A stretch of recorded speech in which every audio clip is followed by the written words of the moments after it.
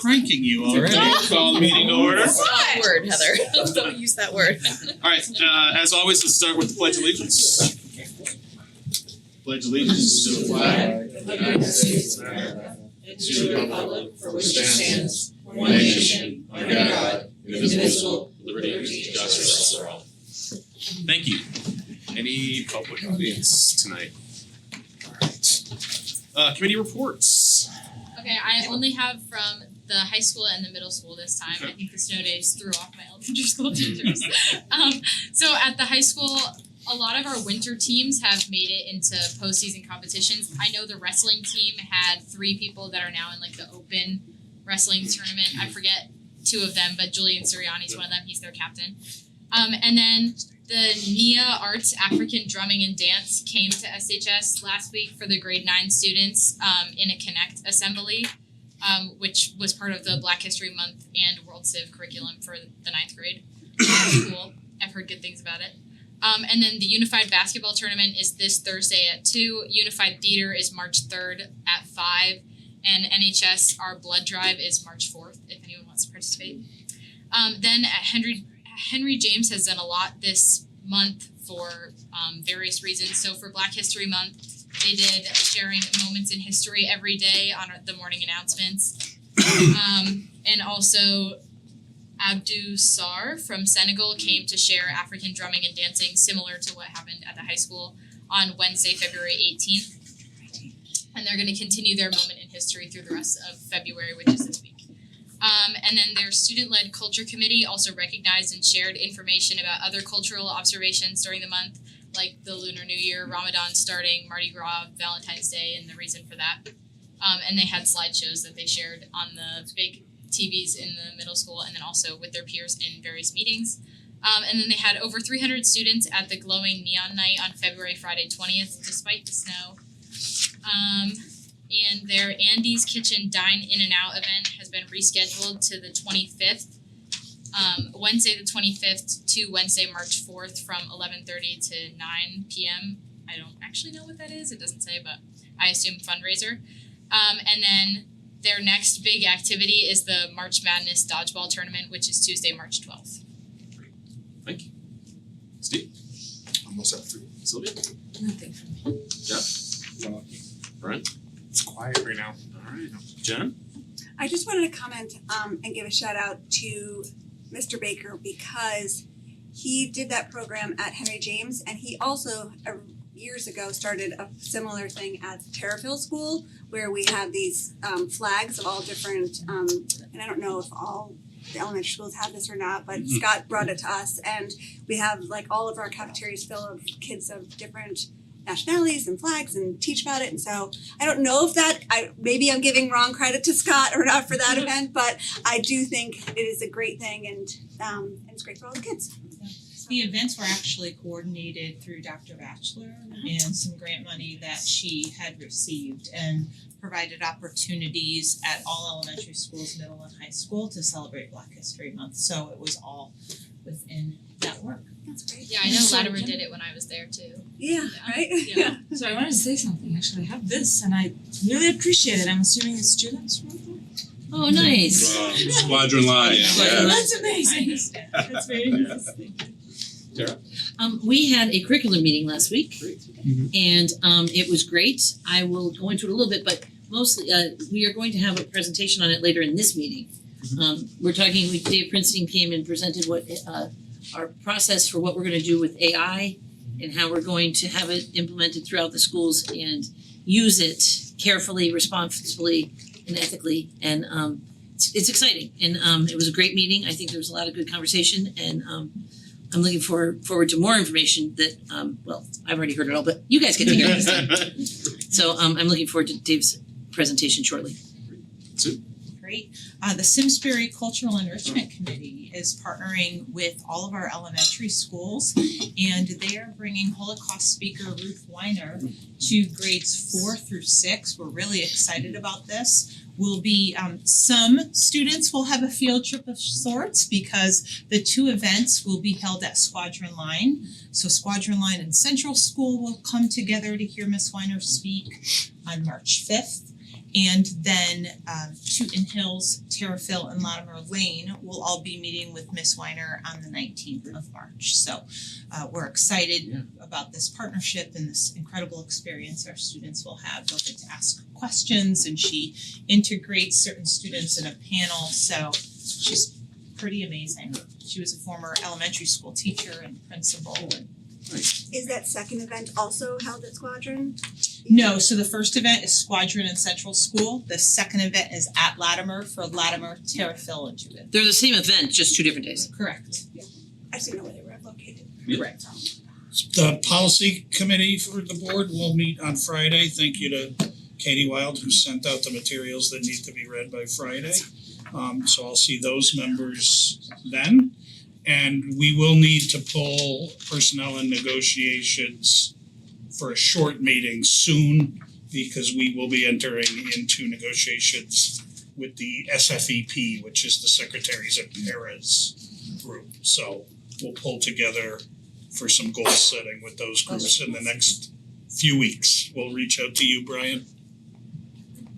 Just one quick budget calendar item of note, if anybody's interested, the Board of Selectmen will be having their budget workshop Saturday in the main meeting room at 9:00. Katie?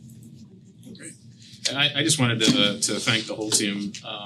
You saw a lot of further getting us into school today, quite frankly. Yep. You saw a lot of schools closed today and some were closed tomorrow, not because of what they're fearing is coming, but still because of what happened on Monday. So just a real big shout out for everybody to get us in, even with a 2-hour delay. That was pretty yeoman's work, just moving that snow.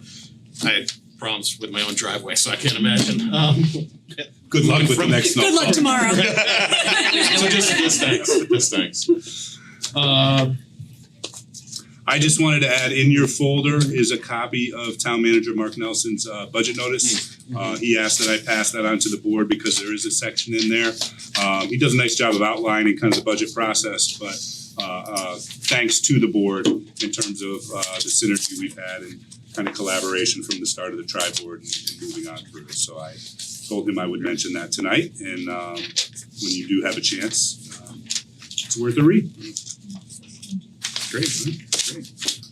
Thank you for making me find that, because look, I found my card. Yes. Fun cards in there too. Mine's from Molly. Line. So fun. This actually looks like me. That's what they knew. They knew. Great. All right. We'll kick it off. I think we can kick it off. So nice. Yeah. So Heather, why don't you kind of stand and I'll make you uncomfortable for a minute. Yeah. You have to stand.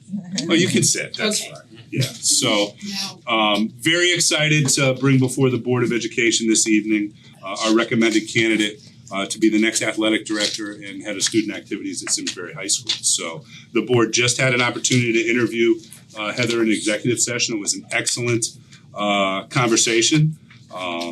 You did a great job. I know you were nervous. You did a great job. And I would just say this: Heather has been a long time important teammate of ours here at Simsbury High School, former department supervisor, former teacher, involved heavily in athletics throughout her career and supporting our prior athletic director. And she has really brought a passion and an enthusiasm to this that has us all excited. I think, she's gonna become a permanent part of what is an exceptional team that the high school has put together. They're all here tonight. That's really nice to see. Some new members, some new roles, but really a dynamic group of leaders to move forward the work of the high school. And I can say this, Heather has been incredibly visible, incredibly accessible. As I said to the board, those are 2 really important parts of this job. People expect you to be everywhere all the time, and you kind of have to come through. And it's quite a juggling act. But in it all, as she talked about to the board, it's about seeing kids in the elements that they thrive. And I think that's what is so, exciting about this role. So, Heather, you are here, and I put the motion forward to the board if somebody wants to make it. And Do that. I will move that the Board of Education appoint Heather Golden to the position of Director Athletics and Student Activities with the effective date of tomorrow, February 25th, 2026. Second. Any discussion? congratulations. I will just echo what Matt said as a parent of somebody who's in athletics. you are everywhere, and obviously our paths cross in a couple of different committees as well. And I'm convinced you don't sleep much because of it, but that makes you exceptional in what you do. So thank you. Thank you. With that, all those in favor? Aye. Any opposed? Great, thank you. Congratulations.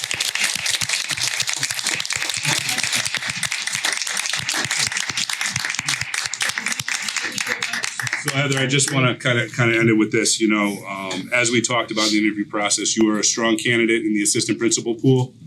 When this kind of situation became available, we pulled you in, talked to you about the opportunity. You still had to have faith that it would all work out and trust that it would, so I'm most excited about that. You talk about on-the-job training, you've been doing the job, you've done a great job, so I really look forward to working with you for many years to come. All right, thank you. Congratulations. Thank you, everyone. Thank you. Thank you. Appreciate it. Congratulations. Now you can go out and celebrate. Okay. Plan B is right across. Thank you. Have a good night, thanks for coming out. They're looking for at least a 2-hour delay. Yeah.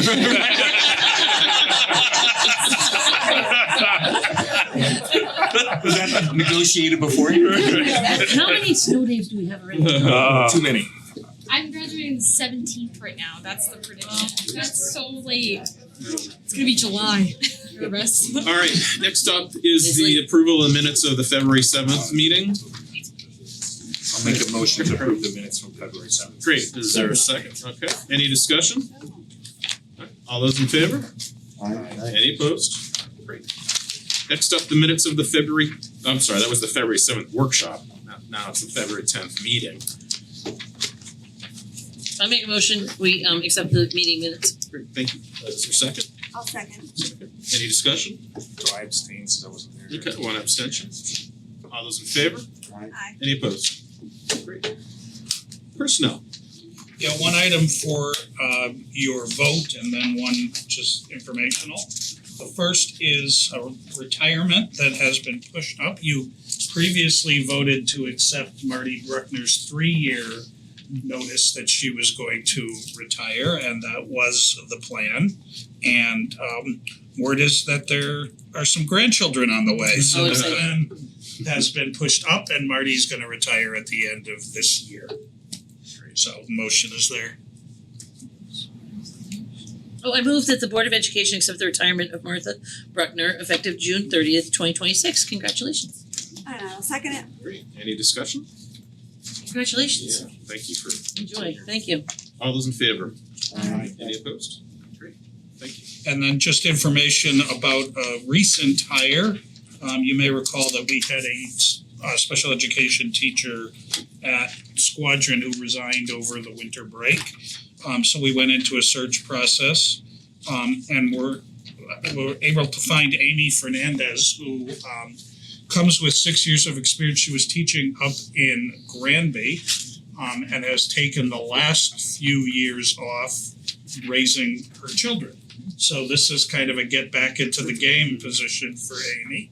And we've actually, she had several colleagues that she worked with up at Granby who worked with her, who will work with her at Squadron Line. So I think there was a reach out to her. I'm glad we didn't steal another teacher from Granby because this one was on leave. So congratulations to Amy. We think she's gonna be a great addition. Thank you. Budget. All right, so I can tee this up. I'll just kind of take us back to the last Board of Education meeting. I felt like we had just some outstanding dialogue on where people sat with the proposed reduction list.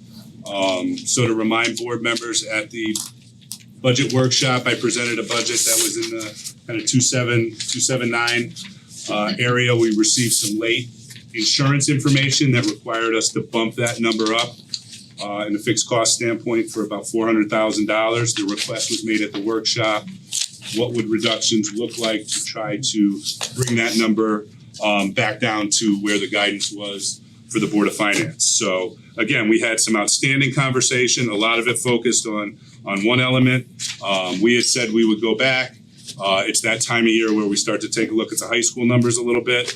That's still in process, it's not solidified, but I think I could say as Neil's looked at it, we have one FTE here already. To take another really would boost some class size. So while we'll continue to look, it's not an easy grab, and we're not looking to really impact programs or in that sense if there was low enrollment in electives. So we continue to look, but there's some pretty significant low numbers coming in kindergarten as well that we just looked at. So I took the specific names of the two schools we had off there on the exhibit and just said that there's even an additional section or two we can look at and monitor.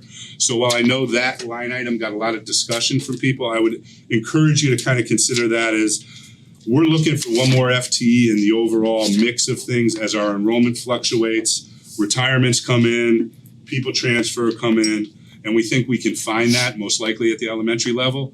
But we're very open to coming back and reporting back to the board on where we do find that in the end. So tonight is the night that the board makes a recommendation or approves a budget number. Our next step in kind of this process is to move it forward with a presentation to the Board of Finance next week. So my recommendation would be that we move that number inclusive of the entire list, because I think we can get close. And in terms of the spirit of where we started the process, I think it tees us up for success and conversation moving forward. Ultimately, that decision is yours. So I move it to the chair, I think, for either further discussion or somebody putting a motion on the table, and then you can have discussion from there. I just open it up for I think this is a responsible response to the conversation from last week. It's mindful of the comments that you heard, that some of the concerns, but it also gives you all the flexibility that you think that there will be some numbers that maybe we can take advantage of. So I think I like the way you present it this time, but that's just me. And it hits a target. So it was put before us by the Board of Finance, so I think there's a benefit to that. So I appreciate what you did, but anybody? Comments, thoughts? And I appreciate the comment because I was wondering if the feeding, what is coming are lower numbers, I think. And it's not a perfect science, Yes, but with the size and scope of the entire operation, there's enough moving parts that we do this on an annual basis. We might get a late retirement somewhere else, choose not to fill that vacancy, be able to backfill with an elementary level. Those are things that go on in an ongoing yearly basis. So the way we vote is we give you the flexibility to Right. Essentially. do it. And we're in the best agreeing to way. the dollar figure Yes. and where that FTE Yes, will go. yes. Yep. Quality is. I fully support it as well. I think this is a fair, good budget. I do love the idea of you following up and letting us know where it comes from in the Yeah. end. And my side little note asterisk off of last week or last time we met is just, if I had my druthers, I would love to see, if we have to do bigger class sizes, I would like it at the high school versus the elementary. And that's it. I think it sounds great. I think you guys did a great job. I'm supportive of this budget. I think you all said what needs to be said, but I think it does what we need to do. You never like to take teachers out of classrooms, but if they do it responsibly, I think we're good. I trust our group. I support the budget. Very interesting article in the New York Times today about the new mayor trying to cut class sizes down to 25. From they're at 28 or 29 right now. And you read that and you think about this and it's like, oh, things could be worse. Interesting. I support it too, Jeff.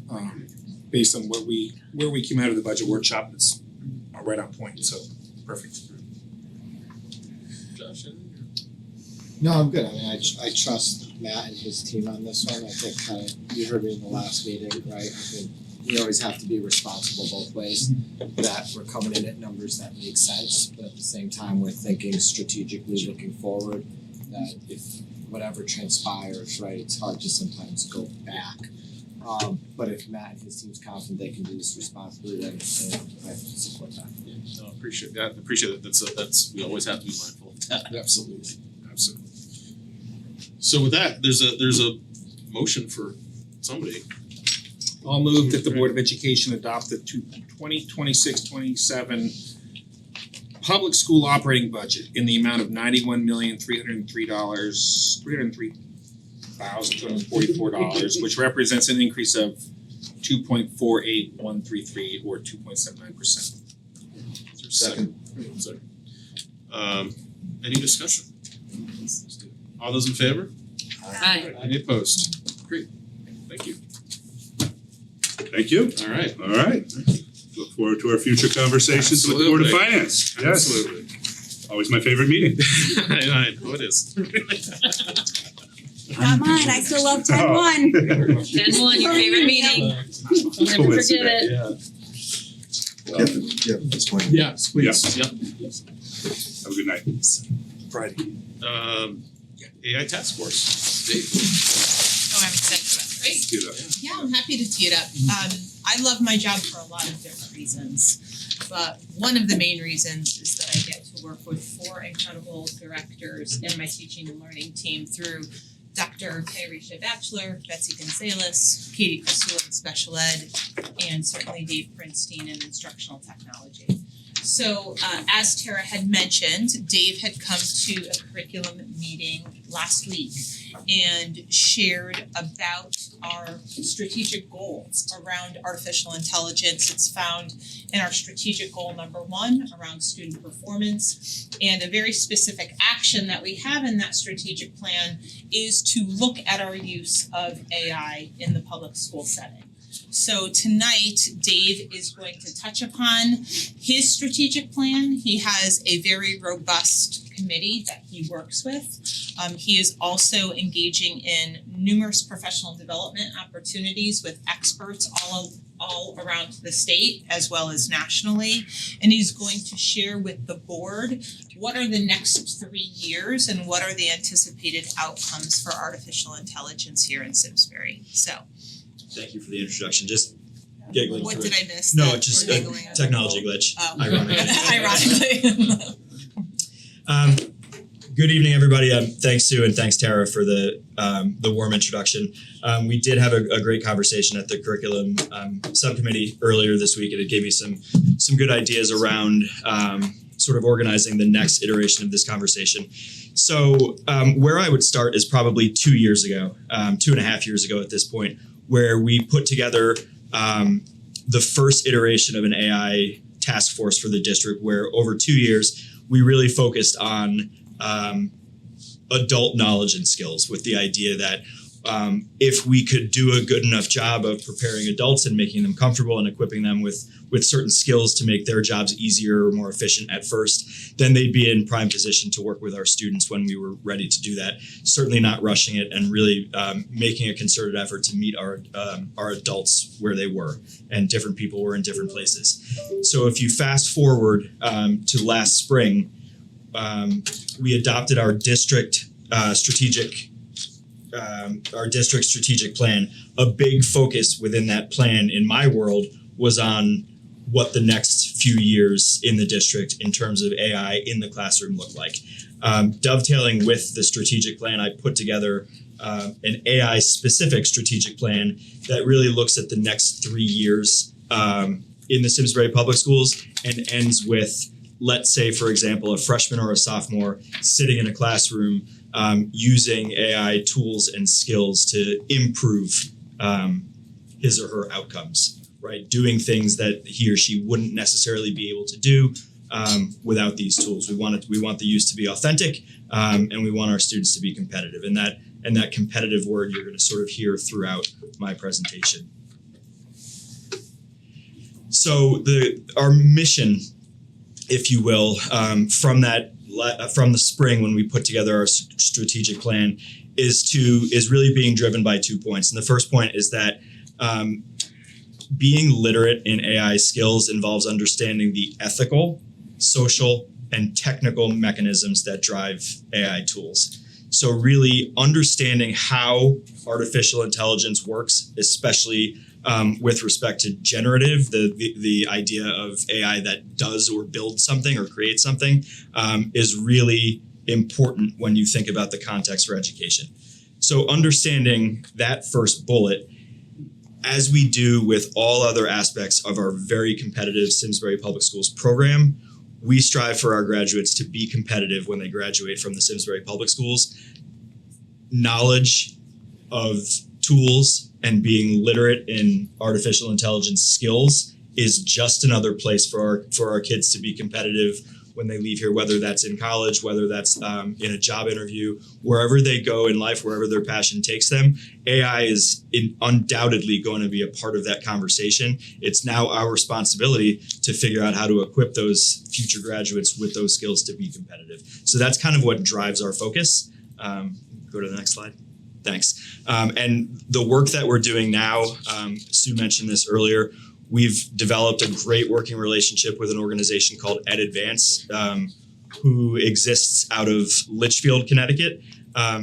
They are a leader not only in Connecticut, but in the region, probably on the entire eastern seaboard, of really pushing this work forward, really focused on innovation and AI integration in a K-12 school system. So we've had their representatives out for full day professional development.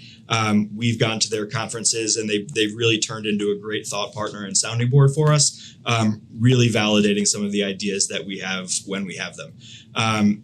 Brand new to this conversation, I was fortunate enough to be involved in creating what's being called the Farmington Valley AI Collaborative. Our first meeting got snowed out today, like I think a lot of other events did. But really, what it is like-minded folks from similar districts across the Farmington Valley: Avon, Canton, Farmington, Glastonbury, Simsbury, and West Hartford, who are really in the same position. And instead of sort of feeling like you're running uphill alone, the idea is to sort of pool thought, pool resources, come up with a couple of collaborative projects, and maybe even in a couple of years from now, start to do things more similarly than different. There's this perception of strength in numbers, and that's what we're looking for here. So really looking forward to getting that work off the ground too. There was an epiphany at the end of last school year and at the beginning of this school year. We put to bed, formally retired, the first iteration of the AI task force so that we could create this AI steering committee that has been born this year. 17 members, parents, administrators, coaches, teachers, librarians, really a cross-functional approach to the district. And what we discovered after 2 years of really focusing on adults is that the tools are ever changing, and you will not be able to keep up with them. These companies continue to rebrand and reinvent and do different things and really splinter off into a million different directions. So wouldn't it be wisest, instead of focusing on these tools that are changing from week to week, instead focus on a battery of skills that can be used across any AI tool? And I listed 5 of the tools that we've really been focusing on at the start of our work and will form sort of the backbone of our approach to working with students. Just for your understanding, and the next graphic I think will really tie all these together. I had some great pointers from my friends at the curriculum subcommittee about the power of this analogy. So kids need to understand how AI works, right? Before you can do anything with it, you need to understand that it's not a person. It can't be your friend. It might be talking to you, but that's that's an illusion. Very important part of the AI in learning process is for a student to be able to reflect on the task, reflect on the process, and also reflect on the ethics of the entire system when it's used correctly. Reflection is not a new concept for us, but reflection in terms of how did you use AI? Did it go as anticipated? What changes would you make for next time? It's building that reflective conversation into the assignment and assessment process. A big part of being successful working with generative AI is understanding that what you put in often triggers what you get back out. So teaching students really how to prompt and refine those prompts to solve the problem that they're looking for, to answer the question that they're looking to answer, and to really help AI work for the student. AI combs the internet for sources and solutions and data and puts it back out to you as an output, understanding that the internet as it's constructed has biases built into it. Then the biases keep developing over time. If an AI tool is combing that same internet biases are going to come out in the output. So an important part of the skill process is also teaching students to be aware of those biases. When you see them, do you know what to look for? Do you have the critical thinking voice inside your head that forces you to sort of take a second look, ask a second question? And then along the same lines, one of the biggest mistakes that AI users make is just to take whatever AI says blindly and said, I'm good, I'm gonna walk away now.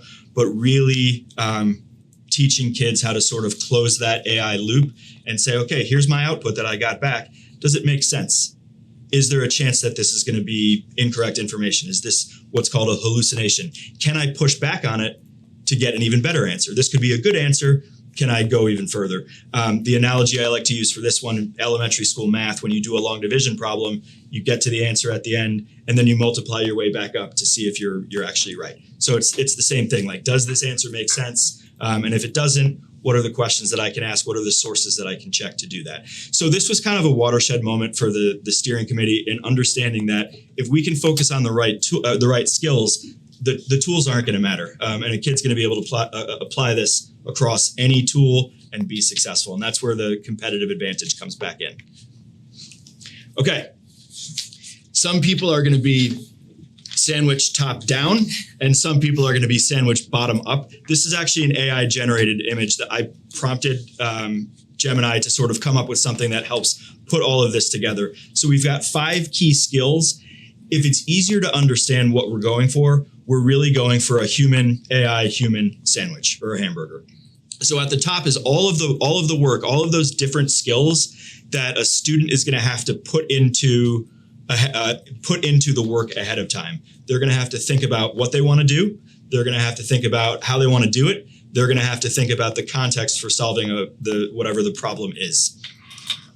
Once I've done that, I can sort of let the AI tool do its thing. And that's the middle. AI is hard at work. It's doing the work of millions and millions of brains in a split second. Okay? It's then going to output something for me. That's where we get to the bottom. And that's where those back end skills come back in for a student. Can I fact check? Can I evaluate bias and ethics? Can I refine and iterate? And finally, once I've done all that, me and the AI tool and I have co-created this solution, this output that I can attach my name to because I've done my due diligence as a human with a brain and the ability to think critically. So it's an analogy that works for me. It's this idea that it's a little bit reckless for a human to ask AI to do something and then just accept it blindly. There's a lot that goes into the process. And as a school system, this is where we come in teaching those critical skills, these AI literacy skills to our kids. I'm sorry, before you go on, Yes. I love this slide. I don't know if you know this about me, but I love numbers and data, and I love Neil's presentation in October. But this, We got a new champ. close second, You like the okay? Okay. The hamburger is so great. You did speak to this during our curriculum meeting, but I love the visual. I think you should take this to the Farmington Valley AI Collaborative and just be like, mic drop. This is the Simsbury hamburger. Yes. All right, I appreciate the feedback. Thank you. We need to weave in more food-based models. I think so. This is brilliant. Can we go next slide? Can I go back? HUVEIW, HUView HuView. is defined as, It may be a is it a typo? bottom view. Are you on this It says bottom review, No, comma, yeah. HUView, and reflection. I think human review, like Well, that was what I was wondering. I was looking for, Where am I looking? Green bottom. I was just trying to get someone to commit that to me. I think HuView. that's Seems like a portmanteau. The human view. human view. Human input and strategy. Yep. HuView. I like that. Can I just ask a question really You quick? wrote it. When you talk about ethics, something that I think people are not aware of is how horrible for the environment artificial intelligence is. Is that part of your ethics discussion? I think that's part of the what is AI and how does it work. It's our responsibility to not just focus on the things that are great and to like there's there's an environmental, there's a human cost, there's a financial cost. There's a lot that goes into these centers, and they're only getting more common. So I think it's our responsibility to absolutely talk about that. That's a great Will you point. talk about that to students as well or just Oh, yeah. teachers? Okay, Yeah. good. This is all student facing at this point. Okay. So I mentioned in the spring, we put as a response to our district strategic plan, we put together a 3-year AI strategic action plan. In year 1, we are in the midst of establishing some student-focused policies or guidelines, and we are introducing core AI skills to students across all grades and subjects. A big part of our priority is not just focusing on the high school or the middle school, but trying to find those inroads with our youngest students also, because it's going to make them all the more receptive when they do get to the secondary level. In year 2 next year, we're going to focus on integrating more widely and really refining some of those policies and recommendations we're putting in place by the end of this year. And then in year 3, the final year of this plan, we're really looking to refine. So we'll have a model in place by the end of next year. And year 3, we're really looking at what's happening in those classrooms, talking to students, talking to teachers, and really monitoring and revising. Over the entire life of this action plan, we're really looking at those key guidelines. Is it ethical? Is it safe? And are students being responsible? Can I just, before you get off the, I was just interested in what you said about essentially introducing AI across all grades. Mhm. So are you wrestling with, or I just would like your comments on like how you, if you really introduce it to these kids, it's in 2nd grade. Yep. Is that really maybe I'm going right to the ethical piece Yeah. of like if we're introducing it that early, are we missing out on a critical thinking? And are we giving them sort of the easy way out? I was curious, where would you be teaching at that young of an age? That's a fabulous and huge question, and there's 2 main points that I'd like to highlight. Number 1, and I probably should have said this earlier, so thank you for giving me the opportunity. Any of the AI skill work that we're going to engage in cannot come at the cost of substituting for another foundational skill. Sure. So these are all in addition to those core foundational reading, writing, thinking, counting, doing math. This doesn't replace that. This adds on to it. The second thing to keep in mind is that there is an age-appropriate way to enter into this conversation, and we want to make sure that we're doing that. In kindergarten, for example, it's a circle conversation about different things in kids' homes and what they've seen and how they interact. Just starting that conversation of what is AI? How does it work? Where does it kind of live? Where does it exist? We have come up with a model, and this is sort of I think the final piece of your question. We've come up with a K-12 model that has 3 distinct sort of age ranges for handling just what you're talking about. What's appropriate at each level? In elementary school, kindergarten through either 5th or 6th grade, we are recommending that it's appropriate for the teacher to model all AI use and for the kids and the teachers to engage in group conversation around it. So teacher as a model. At the middle school level, we are recommending what's called a walled garden approach, where students are beginning to use these skills with some of the tools, but they've got a very careful and trusting adult looking over their shoulder. So it's kind of quasi-independence with as much support as we need. If we get those 2 age ranges right, the 3rd age range is at the high school, where students are. This is school imitating life. So when we get this right, this will be kids using AI skills with tools ethically, responsibly, but also independently. So I think what Dave just outlined is some big buckets of a scope and sequence, right? Because we have to determine who, how, when, where do we teach into this? And what instructional approaches do we use? So I think after this year, we will start to look at that, and as we are revamping some of our curriculum, this is the opportunity in which to integrate that explicitly right into those documents. That's great. And I think it's important, that's a great point, Sue, thank you. And I think it's important enough to reiterate again that it would be a misconception to look at AI in learning and think that it's something different, right? It's replacing something, it's something new. we want to consider AI in learning as an augmentation to academic skills that students are already developing. Not a replacement, not a crutch, something that they can apply after they've learned the skills. Great.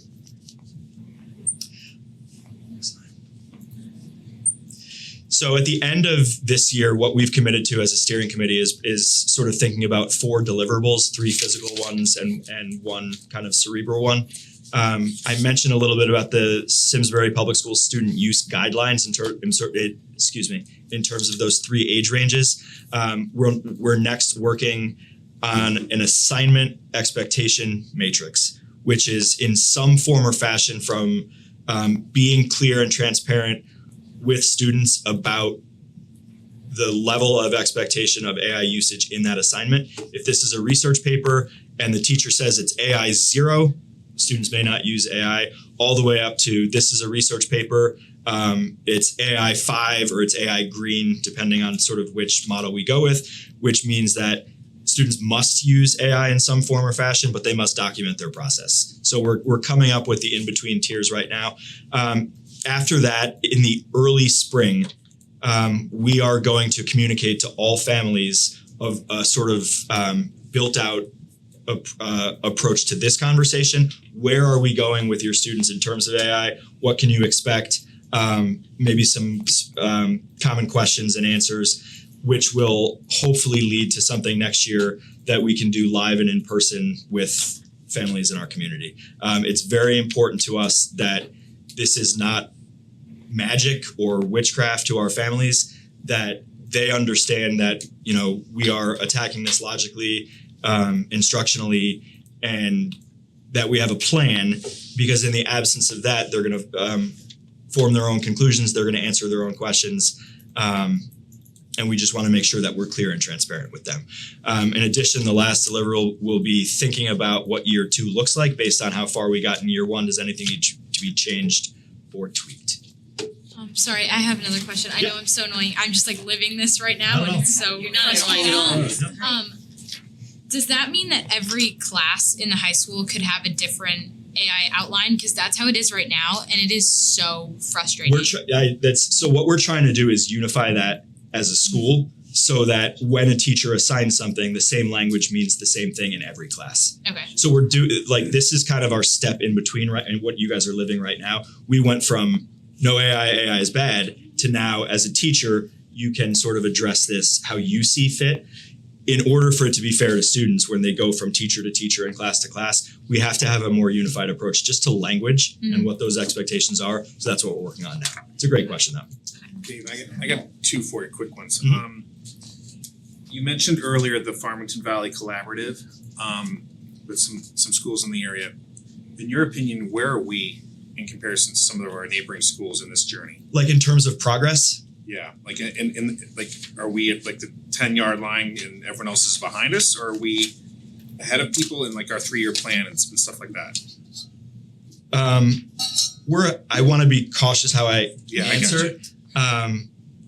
We are definitely in a good place. Okay. Like I don't feel compelled to rush to catch up. We're not there. Yeah. And I think we're in a place with 1 or 2 other of those districts to really lead the conversation, which is exciting. Perfect. And then my second question was, I was at a Open Network Users Group conference a few weeks ago in New York City at an AI conference, right, for my job. And one of the things people talked about was, okay, AI is everywhere, right? What jobs potentially might not be around in a year or 2 or 5 or 10 years because of AI?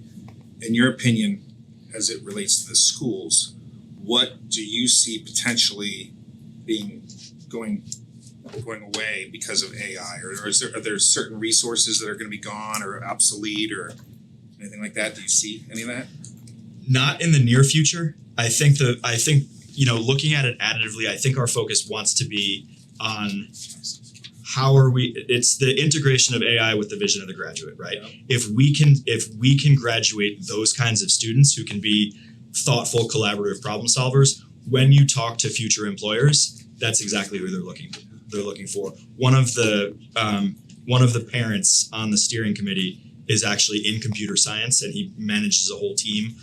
And he's not looking to automate anything. He's not looking to go solely AI. What he's looking for are 25-year-old recent graduates who have these skills and can work on a team and can use those skills to solve these complex problems. So that's really validating too. I think it's great that we're embracing it because it's not, I mean, the fear is like the parents will think that their kids are getting the answers to the test or they're cheating or second graders are doing calculus or, that's the fear. And I think if we don't embrace it, we're gonna get run over and left behind. So I think it's great. Absolutely. It's embracing it and it's also talking about it transparently.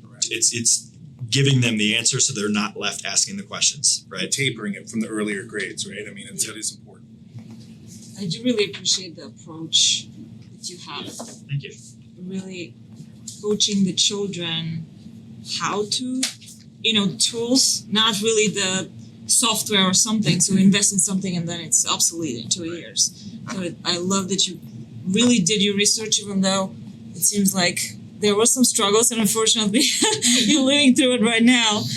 But we're, heading in the right direction and having collaborative, relationship with the districts around us. It's great. Can I ask you for the Ed Advance? I think it's the company that you're working with. You said they're K to 12. Mm-hmm. How do we make sure we stay on top of? We are preparing our students, but we want to make sure they're prepared for college. For the next stage. What are they teaching them? So they're competitive when they leave school.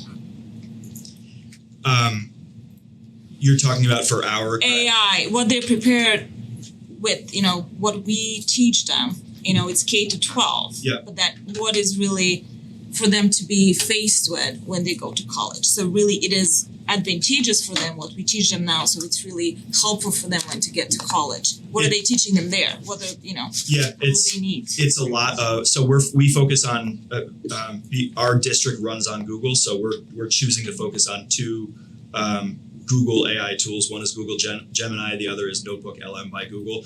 These are the tools that students are using in college. Notebook LM was built for a college student, so it's one of those things through our rigorous curriculum, through our vision of a graduate, and through our approach to AI. It's the intersection of those three things that's gonna create a graduate who's prepared to succeed in college.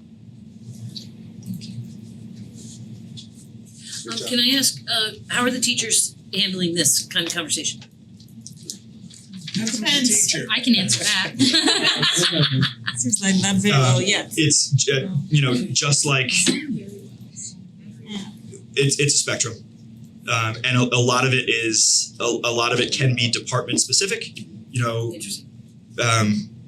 And we have early adopters who are really embracing it and thinking about innovative ways to get students in front of some of these opportunities.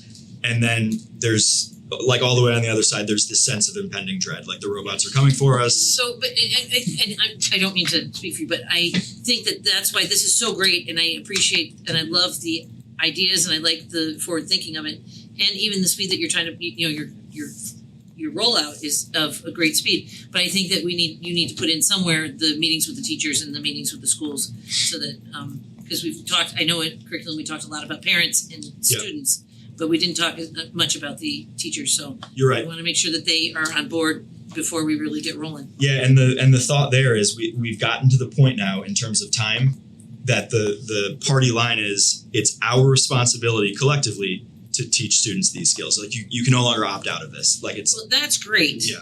But we'd like to work with them. No, I and not completely have them. agree. I completely agree. It's my personal philosophy though. To Dave's point, we had some very significant professional development.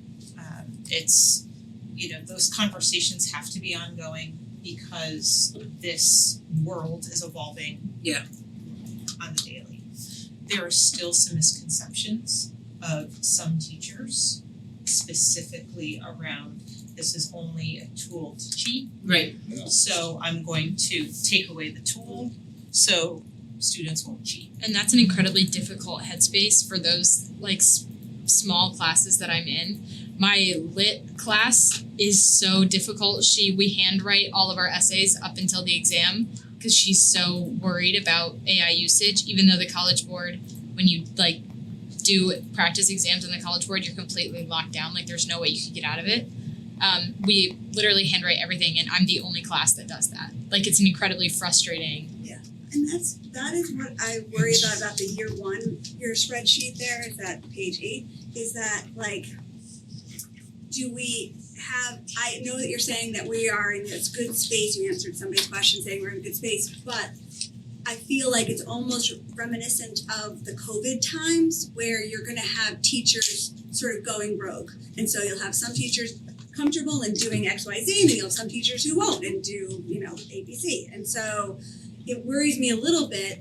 While I don't wanna push too fast, I also feel like without any guardrails around policy or whatever else, and this is not even part of year one, how long will kids sort of have that experience of differences from classroom to classroom?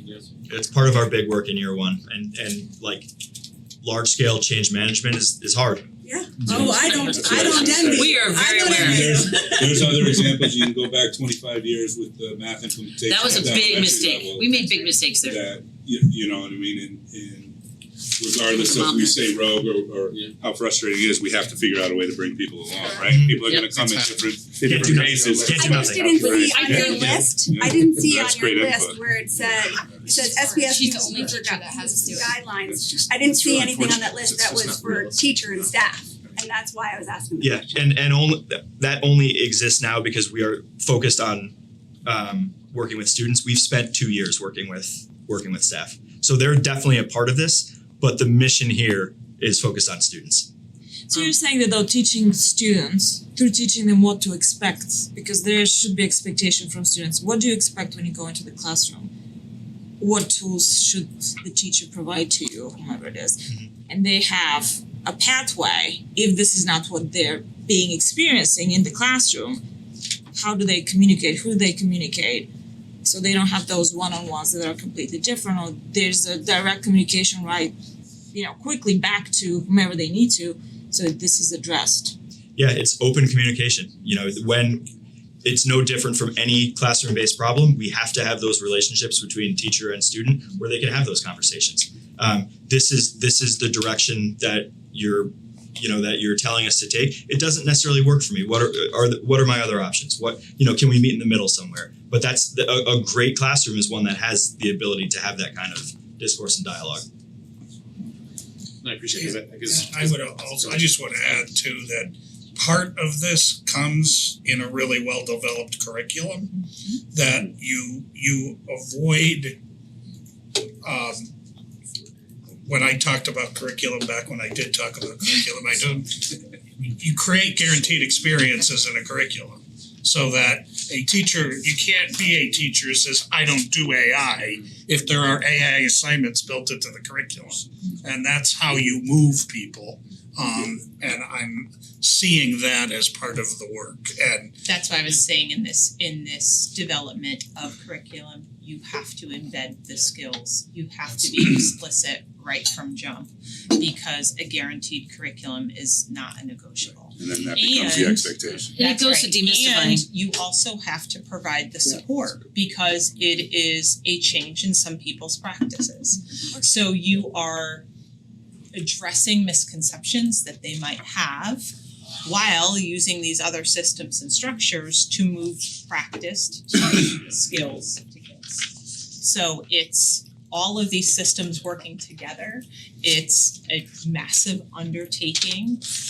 And as Dave said, it's change management. And this is something that we're going to have to embrace on this AI horizon. And you have teachers on your group, right? Oh, yes. How many teachers are in that? Out of 7, I'm gonna give you a ballpark. 8 or 9. Yeah, so I'm sure that is a good place to start as far as helping to implement the information. I think it's great. I'm very happy. You go back 3 or 4 years, this scared the heck out of English teachers. Everybody. Sure. Everybody. As a former English teacher, I was in conversations with people at the high school that this was doomsday. Yeah. Yeah, no, I appreciate it. Yeah. Chicken Little. I appreciate it because, as you said, and actually I think you've said all the way back to your interview process for this position, I mean, doing nothing is not an option. Quite No. frankly, I would say sticking your head in the sand as Eva has in her class is actually doing the students a disservice because they are not learning the skills there. Creating So a competitive appreciate- disadvantage. yeah, We're I appreciate your perspective on this and yeah, absolutely focusing on the skills and not the tools because ChatGPT is gonna be gone and whatever, that next iteration is gonna be gone in 2 years, so the skills are more important, so appreciate that perspective very much. But we certainly will provide updates on these deliverables. We can work that through curriculum committee and then bring them here to the larger board, let you know where we're at. Oh, sorry, Josh. Yeah, just a couple of things. Question, and you may have answered it by the front end curriculum. One of the questions I was waiting to see is there any thought of working this into like reviews, evaluations, things of that, like a pinpoint, like what are you doing with AI as part of like that? Like again, you don't wanna make everything so regimented and trust you're on, but it feels like it's such a big thing that like, is that like a standard, like what did AI look like for you this year or something? Maybe the curriculum on the front end handles that, but just any thoughts there as far as that? Yeah, so I think a couple of thoughts there. There are some people that are voluntarily working on artificial intelligence through their teaching practice for their professional growth plans, right? So you're gonna get those who want to enter into the conversation. I think that there are ways in a formal curriculum revision process where we base all of our curriculum on standards. What are the standards that we are teaching to? They could be knowledge standards, they can be skill standards. So that's the first thing. How does AI support those standards, the teaching of them in knowledge and skills? I think you absolutely have to answer that question. And then once you identify what those standards are, how do you assess them? Right? So I think that that is another place where we certainly can enter AI into these conversations and what makes most sense. I like that. And I think that's kind of the like more, sort of the stricter part of it, right? But a thing to consider too, right, just like the funner part of it, if you will, funner's not a word. I love that word. More fun. Is the more fun, is there anything, it would be interesting, I was thinking, right, like, kind of like as we're trying to do this, right, to promote like teachers that are doing a great job of it. Like we hear about like what you're going through. But are there teachers out there, maybe think about it, maybe not this year, at the end of the year, right? Like at an elementary school level, middle school level, a high school level. I don't know how you evaluate it, how you do it, but David, you guys are involved, like spotlighting. I don't can know, name a few if you right, like something that's in like a report, a reward, a something to the ones that have shown the way that others maybe can see it in action. Where it's not like you will do, it's like kind of like showing how it could be a really like fun thing for kids. And if you have examples, Yeah. like that would be something I'd like to hear about. Steve Turgeon does an incredible job with it. Our AP Euro class, we don't do a lot of lecturing, we mostly do like class projects. And he implements it incredibly often, and we learn how to cite it, we learn how to ask it the right questions. He teaches you how to like paraphrase, things like that he's obviously teaching his 10th grade classes as well. But then we also have projects where the expectation is that you've learned how to do the skills using AI, so this time you do it without it, and then you compare what you've done with AI to what you've done without it. And the first lesson we had with AI was him showing us Google Gemini photos, like a photo he took and a Google Gemini photo, and he was like, this is how crazy intense it can be, so you have to be careful with what you're seeing. And we had this big introduction to like what it looks like, how it can lie to you, how it can like people can manipulate you with it, and then we went into using it intelligently in projects in class. I'd love to Who see was that again? something. Steve Turgeon. That's the roadmap. Right, Yeah. something just like that, right, where those people. He's incredible, I love him. They're here presenting, right, they're in the slideshow, like what they did, right? So I'd love to hear like the success stories or like spotlight, like what that looks like. Cause you can even tell just the way you just said it, right? Like you're I love obviously that class. very successful, you're doing great things, but like you look excited to talk about that, right? So like where do we see where kids at all levels are excited about what their teacher's doing? Not like they're making it harder, they're like, man, they opened our eyes to it. I'd love to hear those stories. And I have a daughter who right now is at UConn, and they do incorporate AI all into their everyday stuff and in colleges. So I think it's gonna help you having those experiences now. It's great. Thanks I for love that sharing. class. Thank you. Thanks, David. Thanks, Dave, appreciate it. Much more to come on that. Yeah, absolutely. Thanks, Dave. Discussion. Thanks. Great And Dave, great job on the hamburger. Yeah, nice hamburger. I know, I'm excited for the people that are coming after me to have like an outline. Right. Yeah, organized, yeah. Public audience. Anybody? Alright. Well, our next business is, the next meeting is March 10th. And with that, I will entertain a motion to adjourn. I'll make a motion. Great, thank you. All those in favor? Agenda.